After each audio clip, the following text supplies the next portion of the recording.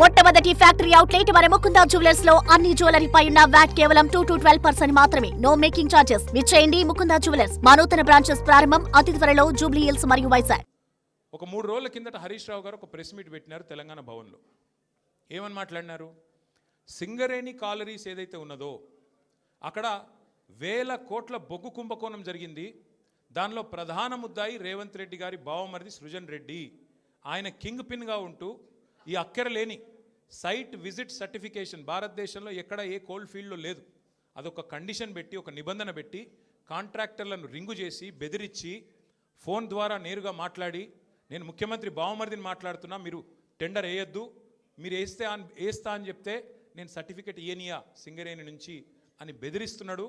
బెదిరించి ఈ మొత్తం స్కామ్ చేసింది రేవంత్ రెడ్డి గారి బావమరిది అని హరీష్ రావు గారు ఆధారాలతో సహా, ఎట్లా మా గవర్నమెంట్లో మైనస్ టెండర్లు పోతుండే, ఎట్లా కాంగ్రెస్ రాగానే ఈ నిబంధన పెట్టడం వల్ల +22% +14% టెండర్లు ఎట్లా పోతున్నాయి, ప్రజాధనం ఎట్లా కొల్లగొడుతున్నారు, సింగరేణితో ముఖ్యమంత్రి గారు ఎట్లా ఫుట్బాల్ ఆడుతున్నారు, సింగరేణి సంస్థని తన కామధేనువుగా ఎట్లా మార్చుకున్నారు, ఇవన్నీ వివరంగా చెప్పినారు.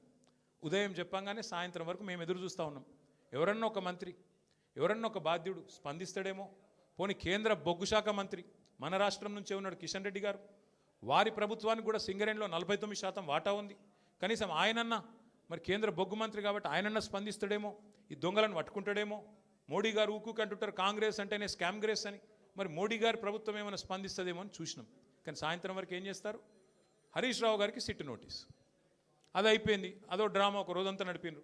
హరీష్ రావు గారు లోపల పోయినరు, ఉల్టా క్వశ్చన్లు వాళ్ళనే అడిగిండు, వాళ్ళకి ఏం చెప్పాలన్నా తెలియలేదు, నీళ్ళు నమ్మలేరు, అయిపోయింది. ఇప్పుడు మళ్ళా ఇక డైలీ సీరియల్, అదే సీరియల్ ఉంటుంది కార్తీక దీపం అని, అది మనసు మమత,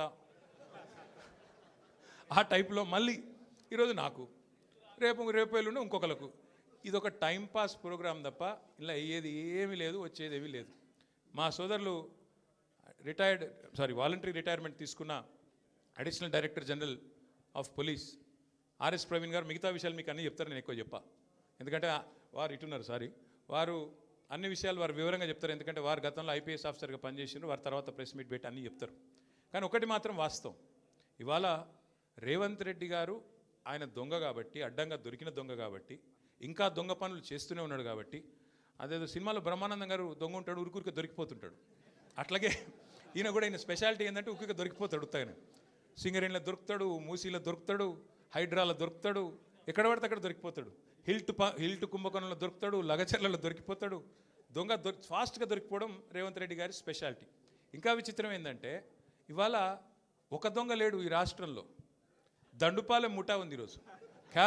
క్యాబినెట్ ఎవరిది వాళ్ళు అందిన కాడికి దోచుకోనే స్కీమ్లో భాగంగా ఈరోజు వాళ్ళు దోచుకుంటా ఉన్నారు. ఆ దోపిడీని మేము బయట పెడుతుంటే వాళ్ళకి ఎక్కడ లేని మంట వస్తున్నది మా మీద. మాకేం ఫరక్ పడది. మీకు తెలియదు కానీ మీడియా వాళ్ళు మీరు కూడా మాకు తెలియకుండానే సాయం చేస్తున్నారు. మీరేమనుకుంటున్నారంటే ముఖ్యమంత్రి చెప్పిండు, మేము ఇట్లా ఒక కేసు నోటీసులు వచ్చినాయి, మరి వీళ్ళని ఏదో విచారిస్తున్నారు అని చెప్పి లోపల మేము పోగానే ప్లేట్ బ్రేకింగ్లు పెట్టి కుచ్చు అడుగుతుండ్రు అని మీరు పెడతారు. మాకేం బాధ లేదు, ఎందుకంటే 100 కోట్ల పబ్లిసిటీ మీరు ఫ్రీగా మాకు ఇస్తున్నారు, మాకేం బాధ లేదు. తప్పు చేసినోడు భయపడతాడు, తప్పు చేయనోళ్ళు ఎవరికి భయపడాడు. రేవంత్ రెడ్డి కాదు, వాని జేజమ్మకు కూడా భయపడే సమస్య లేదు.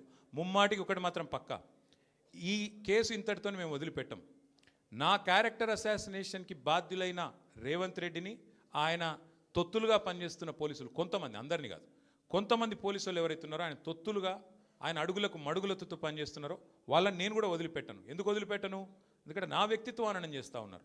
లేని లింకులు అంటగట్టి, లేని రంకులు అంటగట్టి, నాకు ఇష్టం ఉన్నట్టు ఎవరెవరో యాక్టర్లకు లింకులు పెట్టి చిల్లర రాజకీయం ఏదైతే చేస్తున్నారో ఈ విషయంలో నేను మాత్రం వదిలిపెట్టను. మీరేదో ఇవాళ ముఖ్యమంత్రి హార్వర్డ్కి పోయిండు, ఆడ వచ్చిరాని ఇంగ్లీష్లో ఏం నేర్చుకుంటుండో ఏం తెచ్చిండో కానీ ఆయన వచ్చే వరకు టైంపాస్ చేద్దాము అని చెప్పి మీరు డ్రామా చేస్తున్నారు, మాకు తెలుసు. ధారావాహికలాగా నడుపుతూ ఉన్నారు, మాకేం ఇబ్బంది లేదు. మీరు ఎన్నిసార్లు పిలిచినా వస్తాం, ఎందుకంటే చట్టాన్ని గౌరవించే పౌరులం, తప్పకుండా వస్తాం. మేము తప్పు చేయలేదన్న మాటనే చెప్తాము. మీరు ఎన్ని రకాల డైవర్షన్ గేమ్లు ఆడినా మేము మాత్రం అర్జునుడి కన్ను ఎట్లయితే ఆనాడు తన గురి మీదనే ఉండనో అట్లే మా గురి మొత్తం కూడా ఈ ప్రభుత్వ అసమర్థత మీద, మీ అవినీతి మీద, మీరు ప్రజలకిచ్చి ఎగ్గొడుతున్న హామీల మీద, యనుమల రేవంత్ రెడ్డి ఎగవేతల రేవంత్ రెడ్డికి ఎట్లా మారిపోయిండో అన్న దాని మీద 420 హామీలు ఇచ్చి ఇప్పటివరకు 4 హామీలు కూడా నెరవేర్చకుండా ఎట్లా ఈ లుచ్చా పనులు చేస్తున్నాడో వీటిని ఎండగడుతూనే ఉంటాం. 100% వదిలిపెట్టకుండా ప్రాణం పోయేదాకా పోరాడుతూనే ఉంటాం. ఎవరికి భయపడకుండా, ఎవరికి తలవంచకుండా నిఖార్సైన తెలంగాణ బిడ్డలుగా, కేసీఆర్ గారి సైనికులుగా, కేసీఆర్ గారిని తిరిగి ముఖ్యమంత్రి చేసేదాకా మేమందరం కలిసికట్టుగా పనిచేస్తూ ఉంటామని చెప్పి తెలియజేస్తూ మీ అందరికీ కూడా సంఘీభావం చెప్పడానికి అరే ఆగురాబాయ్ సంఘీభావం చెప్పడానికి వచ్చిన ప్రతి ఒక్కరికి మళ్ళొకసారి ధన్యవాదాలు తెలియజేస్తూ మిగతా విషయాలు వాళ్ళు నన్నేం అడిగినరు, నేను వాళ్ళనేం అడిగినా అవన్నీ సాయంత్రం మిగతా విషయాలు మాట్లాడుకుందాం. Thank you.